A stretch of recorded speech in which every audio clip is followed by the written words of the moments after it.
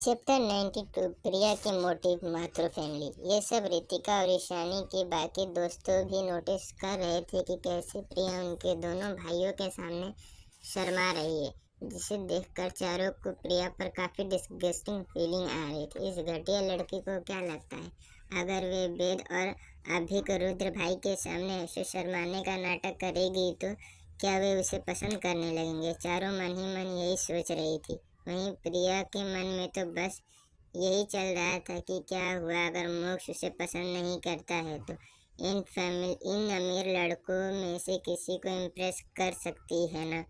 अगर इनमें से कोई उससे इम्प्रेस होकर अपने प्यार में पड़ गया तो भी वे राज कर सकती है। इनमें से बैठा हर लड़का आउटस्टैंडिंग इम्प्रेशन और इंडिया के सबसे पावरफुल फैमिलीज के वारिस हैं। इन और आने वाले दिनों में ये लोग ही अपने फैमिली बिजनेस को मैनेज करने वाले हैं।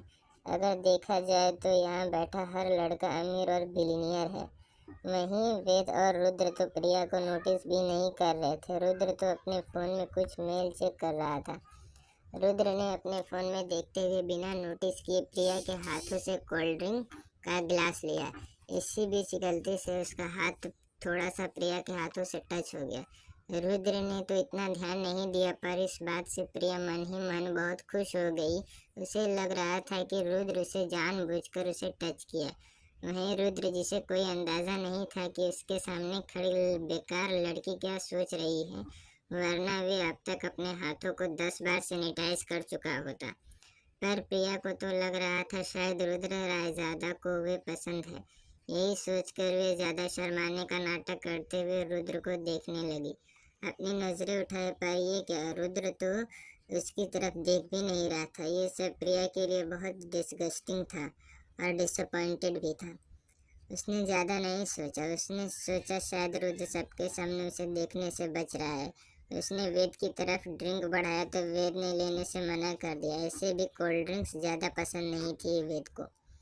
प्रिया को इस तरह सबको सर्व करते देख सुकेत जी और आरती जी को उसके लिए थोड़ा बुरा लगा।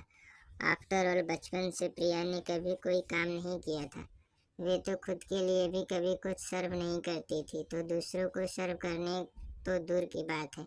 उन्हें लग रहा था प्रिया अब मैच्योर हो गई है, पर उन्हें क्या पता था कि प्रिया के दिलों में इस वक्त क्या चल रहा है। वे मैच्योर नहीं हुई है। वह इन सब के सामने अच्छे और संस्कारी बनने का नाटक कर रही है, ताकि उन सबके सामने उसकी एक इनोसेंट और प्यारी लड़की की छवि बन सके, ताकि वे इनमें से किसी एक अमीर लड़के को फंसा सके और उनसे फ्यूचर में राज कर सके। प्रिया इस वक्त मन ही मन यही सोच रही थी कि ईशानी को ये सब लोग कितना पसंद करते हैं और ईशानी भी इन्हें काफ़ी पसंद करती है और इन लोगों की क्लोज भी है। अगर वे रुद्र, वेद, अभी या फिर ध्रुव में से किसी के साथ रिलेशन में आ गई तो फ्यूचर में उसे बहुत ज़्यादा फ़ायदा हो सकता है। फ्यूचर में वे उन्हें ईशानी के खिलाफ भड़काने में भी इस्तेमाल कर सकती है। प्रिया जब मोक्ष राजवंश फैमिली के पास गई तो किसी ने भी उसके ऑफर किए हुए जूस और ड्रिंक नहीं लिया। मोक्ष ने तो जूस की तरफ देखा भी नहीं। वे तो अपनी बेबी डॉल में खोया हुआ था। सबको अपनी तरफ ऐसे बिहेवियर देखकर प्रिया अंदर ही अंदर गुस्से से बौखला रही थी, पर उसने अभी भी अपनी छवि पर झूठी स्माइल बरकरार रखा था। वहीं महाजन फैमिली ने जूस और कोल्ड ड्रिंक में से कुछ भी नहीं लिया। उन्हें काफ़ी एम्बेरसमेंट फील हो रहा था, क्योंकि वे जितना भी कोशिश कर रहे थे इन सभी बड़ी फैमिलीज के साथ कनेक्शन बनाने की, वे सब वेस्ट हो जा रहा था, क्योंकि वे सब उन्हें इग्नोर कर रहे थे। वहीं सब बस यहाँ और ज़्यादा देर रुकना नहीं चाहते थे, इसलिए उन्होंने सुकेत जी और आरती जी को बोला कर जाने लगे। प्रिया जो हर बार राहुल से चिपकती थी, आज वे ऐसे कोई भी कोशिश नहीं कर रही थी। और ये बात घर में मेहरा फैमिली ने और महाजन फैमिली ने भी अच्छे से नोटिस किया था, पर किसी ने कुछ ज़्यादा नहीं सोचा। ऐसे भी घर में इस वक्त काफ़ी सारे लोग थे। वहीं राहुल ने भी आज प्रिया से बाय बोलने तक की जहमत नहीं उठाई। बस शाम को पार्टी में आ जाएगा बोलकर उसने एक बार ईशानी की तरफ देखा, फिर वहाँ से चला गया। गाड़ी मेंशन के गेट से बाहर जाने के बाद रोमिका को भी अभी तक उन सारे आउटस्टैंडिंग लड़कों को अपने दिमाग से निकाला नहीं पा रही थी। उसने अपनी मॉम की तरफ देखकर बोला, मॉम, आपने देखा उस चालाक लोमड़ी प्रिया को आज कैसे उन लड़कों के पास मंडरा रही थी। मुझे पहले से ही पता था कि ये लड़की घटिया है। इसने जानबूझकर भाई को अपने प्यार के जाल में फंसाया ताकि भाई की शादी उनकी असली मंगेतर ईशानी के साथ ना हो पाए और पहले कैसे वे भाई से चिपकने को बहाना ढूंढती। पर आज अपने देखा कि उन अमीर लड़कों के सामने तो वे भाई से बात तक नहीं कर रही थी। उसकी बात मोहिनी जी को भी सही लगी। सच में प्रिया आज एक बार भी उनके पास नहीं आई और बस उन सब बड़े फैमिलीज के आसपास ही लगी रही थी। तुम बिल्कुल ठीक कह रही हो। पता नहीं मैंने यह चीज़ पहले क्यों नहीं नोटिस की। वे लड़की इतनी घटिया और चालाक है। पहले वे मेरे बेटे के पीछे पड़ी रहती और अब जब उसके सामने इतने सारे ऑप्शन थे तो उनके पीछे भाग रही है, उन्हें इम्प्रेस करना चाहती है। पर उसे क्या लगता है वे लोग उसे एक नज़र देखेंगे भी? ना तो ईशानी की तरह खूबसूरत है और ना ही उसकी कोई अच्छा बैकग्राउंड है। पता नहीं किस बात का घमंड है उसे। वहीं राहुल जो आगे बैठकर अपनी मम और बहन की बात सुन रहा था, उसे भी उनकी बात सही लग रही थी।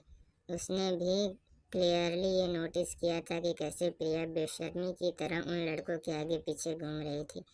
वे एक लड़का था, इसीलिए वे देख पा रहा था कि उनमें से किसी को प्रिया में कोई इंटरेस्ट नहीं था। फिर भी प्रिया उनके आगे पीछे घूम रही थी।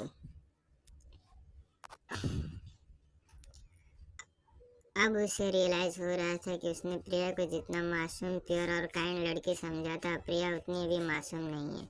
वहीं मेंशन में अभी भी खुशी भरा माहौल था। प्रिया देख रही थी कि कैसे ईशानी सबके बीच एक तारे की तरह चमक रही थी और ये देखकर जलन के मारे इसका बुरा हाल था। वहीं सुकेत जी, आरती जी अपने चेहरे पर कॉम्प्लिकेटेड इमोशन लिए ये सब देख रहे थे। उनके मन में बस यही चल रहा था कि अगर जब ईशानी पहले इस घर में आई थी तब अगर उन्होंने उसे अपना लिया होता तो क्या ईशानी उनके साथ भी इस वक्त ऐसे ही हंसी खुशी से नहीं रही होती। वहीं समीर, दर्शित और रेहान चारों भाइयों अपनी उस बहन को देख रहे थे जिसे उन्होंने यहाँ रहते वक्त कभी प्यार नहीं दिया था और ना ही उसे बहन होने का हक दिया था और ना ही अपने भाई होने का कोई कर्तव्य निभाया था। आज उसी बहन को प्यार करना चाहते थे, ढेर सारी बातें करना चाहते थे और उनकी सारी ये बातें सुनना भी चाहते थे। पर उनकी बहन आज उनसे बात भी नहीं करना पसंद करती थी।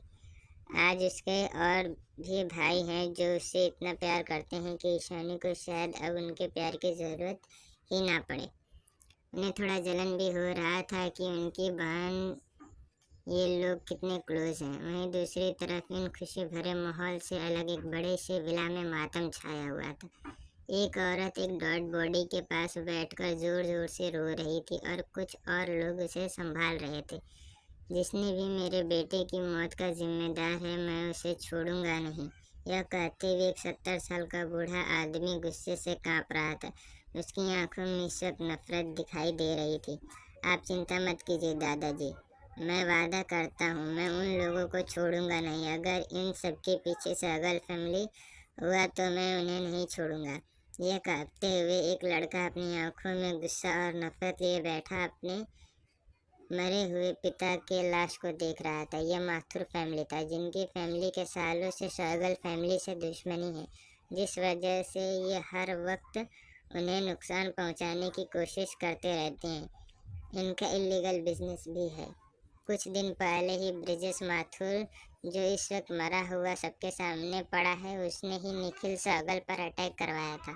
पर किस्मत से वे बच गए। ये पहली बार नहीं था जब इन लोगों ने उन पर अटैक करने की कोशिश की थी। पर इन लोगों को पता नहीं था कि जब तक ईशानी है तब तक कोई उसकी फैमिली को कुछ नहीं बिगाड़ सकता। ऐसे ही ये लोगों नज़रों में माफिया क्वीन क्रूअल नहीं बन गई है, वे सच में क्रूअल है और उसकी क्रूएलिटी को बर्दाश्त करके आज तक कोई जिंदा नहीं रहा। आज के लिए इतना दोस्तों, मिलते हैं नेक्स्ट चैप्टर में।